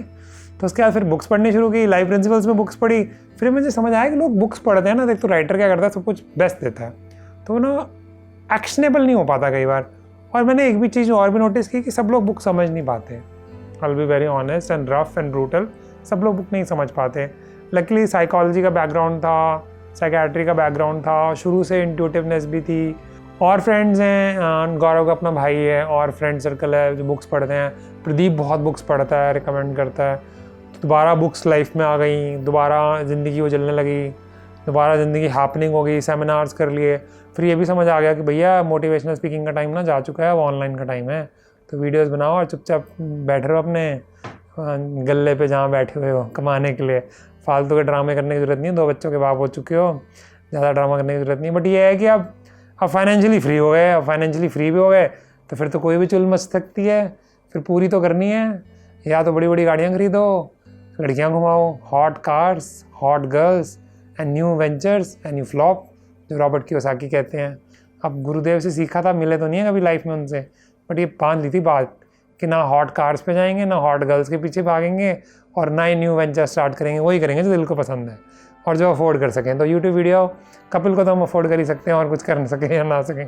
फिर वैसे भी फार्मा कंपनीज़ ने यूट्यूब चैनल तो वैसे खड़ा करा दिया, उसमें 1 रुपया ना लगा, जो बजट रखा था वो यूज़ ही ना हो कभी। तो मैंने कहा भाई लाइफ प्रिंसिपल में लगा लेते हैं, और लोग चाहेंगे तो लाइव सेमिनार्स भी कर देंगे आने वाले टाइम में। ये तो आपके ऊपर है, आप जो चाहेंगे वो कर देंगे, क्योंकि कोई टेंशन तो है नहीं, क्योंकि हेल्थ का टिक हो गया, वेल्थ का टिक हो गया, सोशल रिलेशनशिप बहुत बढ़िया भैया। गौरव जैसे फ्रेंड हो, प्रदीप जैसे फ्रेंड हो, कपिल जैसा कैमरामैन हो, नवीन जैसे फ्रेंड हो, जो कॉलेज का 25 साल से ऊपर तो मेरे नवीन की दोस्ती को हो गए, बीवी 19 साल से वही चल रही है, कोई चेंज करने का मूड नहीं है, बच्चे बढ़िया हैं, टीनेज में हैं, फिर भी गले लगते हैं, दिल की बातें करते हैं, उनके दोस्त मुझसे बातें करते हैं, तो सोशल एंगल भी टिक है। सोशल इंटीग्रेशन भी कर लेते हैं, मतलब अपने नाई से भी पूछ लेते हैं कि भाई तेरा गाँव कहाँ है, मुजफ्फरनगर में कहाँ रहता है, कितने तेरे बीवी बच्चे हैं, क्या चल रहा है, कोई लाइफ में टेंशन तो नहीं चल रही।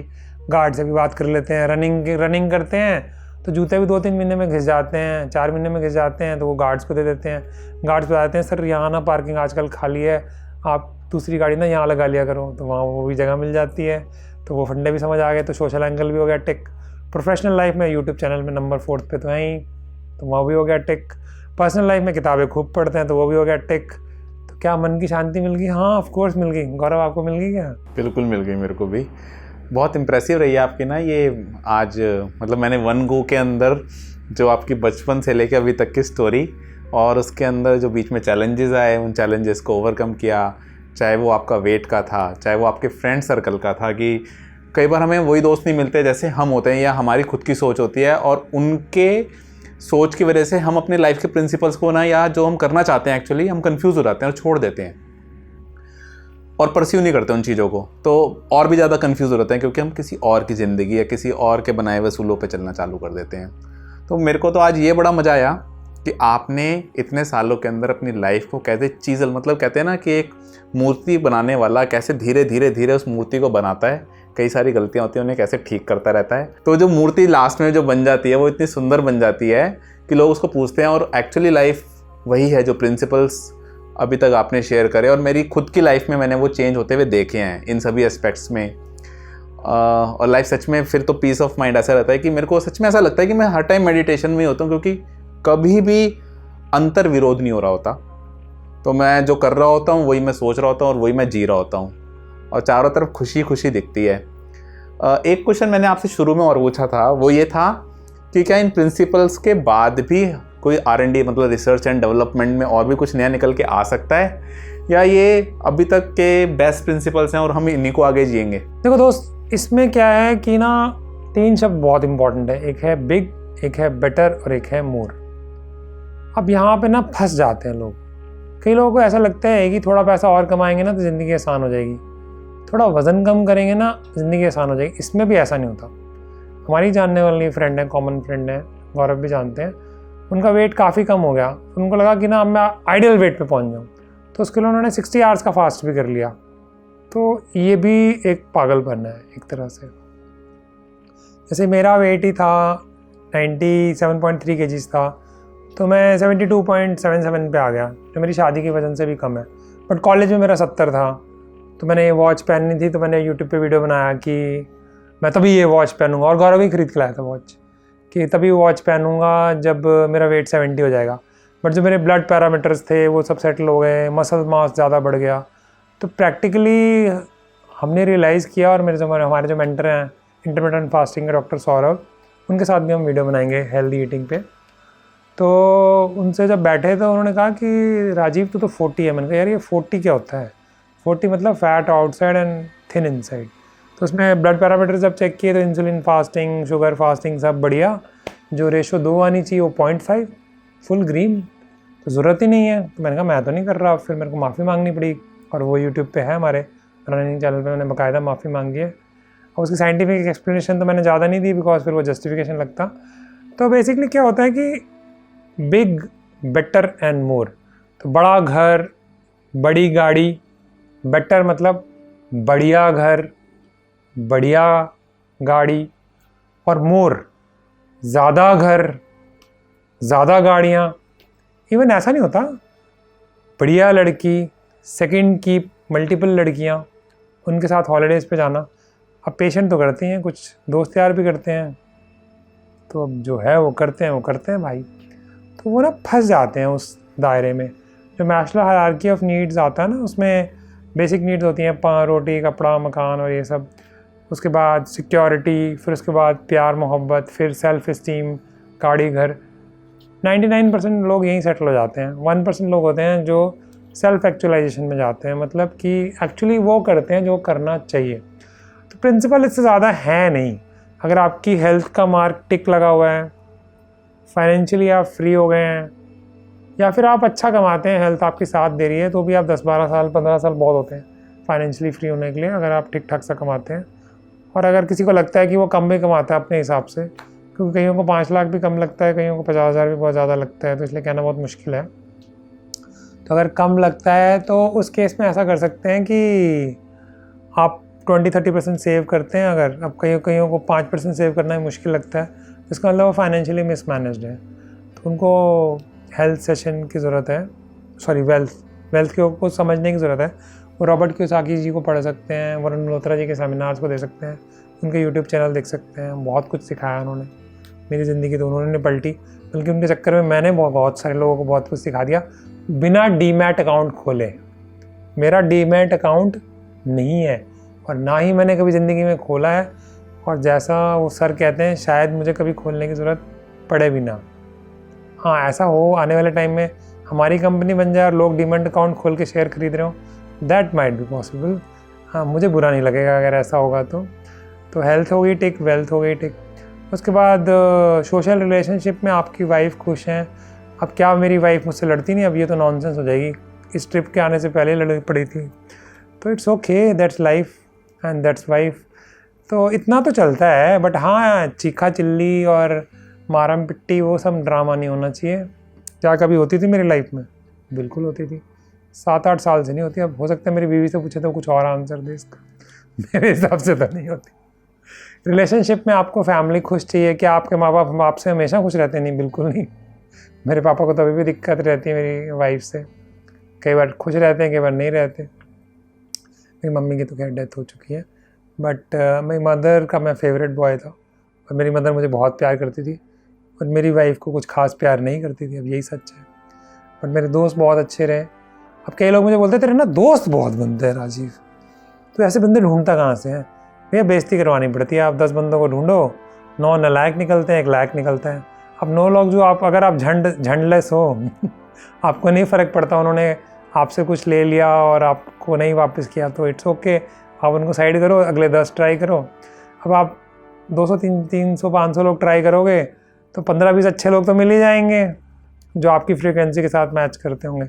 अब ये वीडियो सभी के लिए थोड़ी हैं। अगर आप इतनी देर से सुन रहे हैं तो आप भी सन की हैं, नॉर्मल आदमी थोड़ी हैं आप जो इतनी देर तक मेरी कहानी सुन रहे हैं, तो आप खास हैं ही, इसका मतलब हमारे लिए भी खास हैं क्योंकि आप हमारे जैसे ही हैं, इसका मतलब। तो फ्रेंड्स भी टिक हो गया। प्रोफेशनल लाइफ में एक लेवल तक ही आप जाओगे ना। मैं डॉक्टर हूँ, कितने पेशेंट देख लूँगा मैं, जितनी मर्जी मुझे दिखाना चाहें, वो लिमिट है। हाँ, उसी तरह पर्सनल ग्रोथ में आपने बुक्स पढ़ ली बहुत सारी। अब किसी भी चीज़ को ना, ज्ञान जो है वो बहुत ज्ञान तो भरा पड़ा है, इंटरनेट भरा पड़ा है, जो मैंने कुछ भी ऐसा नहीं बताया होगा जो आपको यूट्यूब पे नहीं मिलेगा, ऑलरेडी है। मैं मैक्सिमम एक क्यूरेटर बन सकता हूँ। क्यूरेटर इन द सेंस कि हम लोग जो है आपके लिए सारी इन्फॉर्मेशन इकट्ठी कर दें एक ही जगह, जो कोशिश करेंगे हम लाइफ प्रिंसिपल में कि आपको कोई और चैनल देखने की ज़रूरत ना पड़े, बट आप ज़रूर देखें, सब कुछ चेकआउट करें। और तो इसमें यह है कि फंड है तो इससे ज़्यादा की ज़रूरत ही नहीं है। रही बात पीस ऑफ माइंड या मेडिटेशन की, उसकी ज़्यादा बात मैं इसलिए नहीं करता, एक तो मैं उसका एक्सपर्ट नहीं हूँ। आने वाले टाइम में मैं मेडिटेशन तो करना चाहता हूँ, उसका कभी एक्सपर्ट बनना चाहता हूँ, आई डाउट। बन जाऊँगा तो बता दूँगा जब मुझे लगेगा कि मुझे आता है। अभी तो नहीं मुझे लगता कि उसके बारे में ज़्यादा बोल सकता हूँ। मन की शांति है मेरे पास, हाँ है। क्या वो ख़राब हो जाती है बीच में? Of course, I am human being. इंसान गलती का पुतला है, वो धर्मों में तो बोलते हैं बट सच में ही है। और it's okay to be imperfect, still you can live a perfect life. तो 2 इम्परफेक्ट लोग आपके सामने बैठे हैं जो परफेक्ट लाइफ की बात कर रहे हैं, और ये पैराडॉक्स है, विरोधाभास जिसको हिंदी में कहते हैं, बट ये पॉसिबल है। तो आप चाहें तो ऐसी ज़िंदगी बिल्कुल जी सकते हैं। आने वाले टाइम में आप वीडियोस देखिएगा, कमेंट कीजिएगा, जो आपका दिल करता है वो लिखिएगा। हम तो वो बनाएंगे जो हमारा मन करेगा क्योंकि अब ज़िंदगी में ठीक है, अब 46 साल के हो चुके, पता नहीं कितने साल ज़िंदा रहना है। इतने साल ज़िंदा रहना, मज़े से जिएंगे, जो सपने पूरे करने थे वो करेंगे। और मैं इसलिए भी, जैसे फिल्म एक्टर बनना होता है लोगों को, तो 40-45 में चल निकलते हैं, ऐसा मेरा कोई फंडा नहीं है। इसलिए नहीं कि पहले मोटिवेशनल स्पीकर नहीं मैं बन पाया था, मैं मोटिवेशनल स्पीकर बनने वाला हूँ, क्योंकि मुझे समझ आया कि मोटिवेशन तो लोएस्ट लेवल ऑफ सक्सेस होता है। एक्चुअली तो सक्सेस नहीं, बेसिकली पुश होता है। उसके बाद तो उससे ज़्यादा इंपॉर्टेंट तो हैबिट्स होती हैं, और उससे भी ज़्यादा इंपॉर्टेंट तो लाइफस्टाइल होता है। तो if I want to be known as, I would like to be known as life coach rather than motivational speaker. अगर मुझसे मैं अपने साथ कोई वर्ड जोड़ना चाहूँगा जैसे doctor Rajeev psychiatrist, doctor Rajeev runner या आयरन मैन या डॉक्टर राजीव, तो it will be doctor Rajeev life coach, not anything else. और लाइफ कोच में भी ऐसे नहीं कोई आए और वो कोई पाँच भैया तू भी बराबर हम भी बराबर, आज बैठ के झंड करते हैं एक दूसरे की और बातें सुनते हैं और बताते हैं इसको कैसे सॉर्ट करें। That's it, nothing more than that. क्योंकि होता क्या है कि बाबा जी आते हैं, बड़े मशहूर होते हैं, फिर स्कैंडल में फंसते हैं, फिर वो महंगी महंगी कुर्सियों पे बैठते हैं, अजीब से मुकुट लगाते हैं। हम तो भैया डेनिम शर्ट में बैठे हुए हैं, और ये शर्ट मेरी 5-6 साल पुरानी है शायद, और मुझे बड़ी अच्छी लगती है। और इसका ये वाला बटन बंद भी नहीं होता, टिच बटन ये ख़राब हो गया इसका। बट हम तो ऐसे ही हैं भैया। अब क्या हम गुरुजी बनना चाहते हैं? Not, of course not. We want to be scientific, कि जो साइंस के हिसाब से आपसे बातें करें, शेयर करें। आपका जो बफे लगा हुआ है, आपका दिल करता है उठाइए जो आपका मन करता है, जो आपको डिश नहीं पसंद करती उसे फेंक दीजिए या प्लेट में छोड़ दीजिए जैसे छोड़ देते हैं। तो जो हमें मिला अब बिना शेयर किए तो नहीं रहा जाएगा, जैसे ज़िंदगी में आदत है। शेयर तो हम दोनों करेंगे, बल्कि और भी लोगों को लाएंगे जो शेयर करना चाहते हैं। आपसे जो दिल करता है आप उठाइए और मज़े लीजिए। Thank you doctor Rajeev. आज का जो आपने अपनी जीवन की इस यात्रा के बारे में बताया वो मुझे बड़ी इंटरेस्टिंग लगी अभी तक की। और मेरा जो लास्ट क्वेश्चन था जिसमें आप शेयर कर रहे थे कि ये research and development life principal की आगे कैसे रहने वाली है, उसमें बड़ा अच्छा एस्पेक्ट आपने शेयर किया, बिग बेटर एंड मोर। मैंने भी बड़े अमीरों को EMI भर भर के गरीब होते देखा है कि जब वो औरों को अमीरी दिखाना चाहते हैं कैसे BMW और मर्सिडीज़ और बड़े घर और एक और घर लेके फिर से गरीबी बने रहते हैं ज़िंदगी भर, कि वो अपनी लाइफ में कभी भी पीस ऑफ माइंड मैंने नहीं देखा। इसमें एक चीज़ मैं और ऐड करना चाहूँगा। मेरा एक फेवरेट वर्ड है अमीर गरीब, जो मैंने किसी किताब में नहीं पढ़ा, कि होते तो एक्चुअली अमीर हैं, बट अब रिसेंटली मेरा एक फ्रेंड है, गौरव तो जानता है, उसने एक प्रॉपर्टी ली, फिर ज़्यादा पैसे हो गए, दूसरी प्रॉपर्टी ले ली, इतनी यहाँ तक ठीक था, फिर लगा साथ वाली प्रॉपर्टी सस्ती मिल रही है, वो भी ले ली। मैं हमेशा से उससे यही सुनता था कि बहुत पैसा है राजी, बहुत, और दिल का भी बहुत अच्छा है। कहता है यार आजकल थोड़ी दिक्कत चल रही है, बट उस प्रॉपर्टी के रेट बढ़ गए हैं। अब उस प्रॉपर्टी को वो एंजॉय कर पाएगा, डाउट, क्योंकि ज़्यादातर जो है मेरे पापा ने भी जो प्रॉपर्टीज़ लिए हैं उसके मज़े तो मैं और मेरी बहन ही मिल ले रहे हैं। हमारे पापा ने तो लिए नहीं, वो तो एक ही फ्लैट में रहते हैं, बाकी सब फ्लैट्स उन्होंने मेरे या मेरी बहन के नाम कर रखे हैं। और मैं तो ज़िंदगी में कोई प्रॉपर्टी ख़रीदना ही नहीं चाहता, क्योंकि मैंने अपने पापा को देख लिया है और बहुत सारे दोस्तों को भी देख लिया कांड करते हुए। ओ टू गौरव, सॉरी। तो बहुत अच्छी एक आपने मेरे को पहले भी बात बोली थी कि लाइफ में हमें ना लाइन खींचनी आनी चाहिए, ड्रॉ करनी आनी चाहिए कि कब रुक जाना है, किस चीज़ को कहाँ पे रोक देना है। चाहे वो आप प्रोफेशनल लाइफ में हो कि आप काम कर रहे हैं, कितने बिजनेस वेंचर्स नहीं ओपन करने हैं, आपको रुकना भी कब रुक जाना है वो भी पता होना चाहिए, कितनी ब्रांचेज और नहीं खोलनी इसके बाद। क्योंकि कहीं ना कहीं तो रुकना पड़ेगा, कहीं ना कहीं तो आपको थमने के बाद एक बार पीछे देख के देखना पड़ेगा कि क्या चल क्या रहा है, और लाइफ को वापस जब आप रिफ्लेक्ट बैक करेंगे तभी तो एंजॉय कर पाएंगे। मैंने देखा है कि लोग शायद बचपन से ही, मेरे भी पेरेंट्स ने ऐसे ही सिखाया कि बहुत सारी प्रॉपर्टी होनी चाहिए, बहुत सारी गाड़ी होनी चाहिए, और वही पैमाना रह जाता है सक्सेस को नापने का, और या फिर हैप्पीनेस को भी हम उसी के साथ जोड़ देते हैं कि हैप्पीनेस या पीस ऑफ माइंड या सक्सेसफुल कोई आदमी अगर है तो वो यही है, और उसके चक्कर में बेड़ा गर्क हो जाता है, वो अमीर गरीब ही बना रहता है ज़िंदगी भर। एक और वर्ड भी है, if you don't follow the principle you will live a hollow life. क्योंकि बहुत सारे ऐसे लोग होते हैं जो दुनिया के नज़रों में तो सो कॉल्ड बहुत सक्सेसफुल हैं, बट उनकी ज़िंदगी बहुत खोखली होती है। बीइंग ए साइकियाट्रिस्ट ऐसा देखने का काफ़ी मौका मिलता है। तो आपकी जर्नी के साथ हमने जो आज ये प्रिंसिपल्स और ज़िंदगी की गहरी सच्चाइयों को जाना, उसके लिए मैं आपका तहे दिल से बहुत शुक्रगुजार हूँ कि आपने ये अपने इतनी बेबाकी, इतनी खुल के आपने हम सबके साथ वो शेयर की अपनी life. Thank you very much doctor.